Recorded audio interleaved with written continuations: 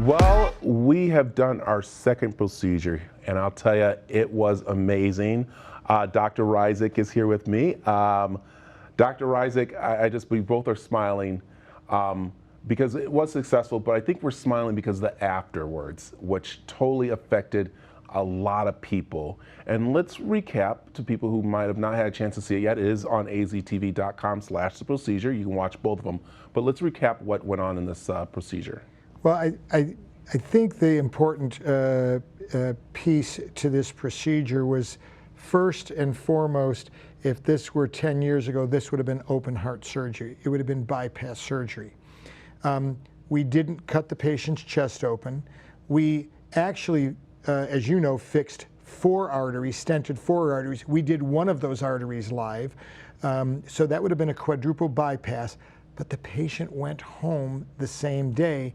And we were able to go in through the patient's wrist, fix 4 arteries, one of them on TV, and then we sent him home. And I checked with him, incidentally. I checked with him that night, and he said, "I feel great. Yeah. I just feel fantastic." It was amazing being in there. And I think we could talk about this a little bit now, and I do have to ask you, but the patient was kind of awake, wasn't he? That threw me off a little bit, but you do that so you guys can really know what's going on with them, right? We can talk to the patient. We give him a Valium type drug just to take some of the anxiety out of the room. But we want to be able to talk to him. We want to know when we're putting those stents in, if he has chest pain or shortness of breath.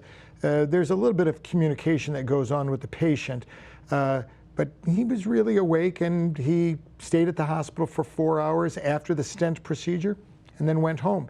And I saw him 2 days later, and the wrist looks beautiful. You really can't even tell we did anything. Yeah.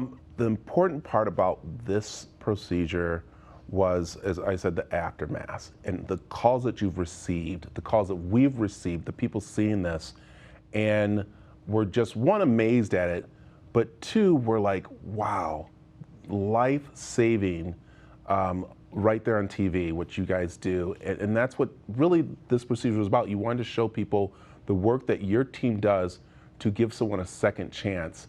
And now you have people who are wanting to talk with you, who want to sit down and see. And also the biggest part, they're checking their health, they're checking their hearts, they're checking their family history, which is so amazing. That's absolutely true. You know, for our team, there's an instant gratification for us.